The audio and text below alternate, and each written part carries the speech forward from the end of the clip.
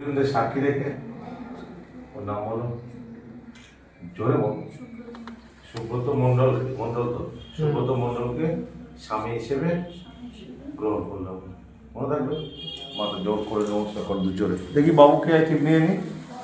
আটটা কে পাচ্ছি জোরে নমস্কার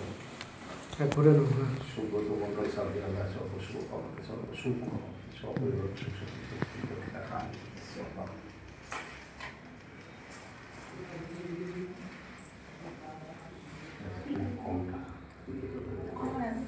ওইটা ভাই এইটা তো ছোট দিয়েছি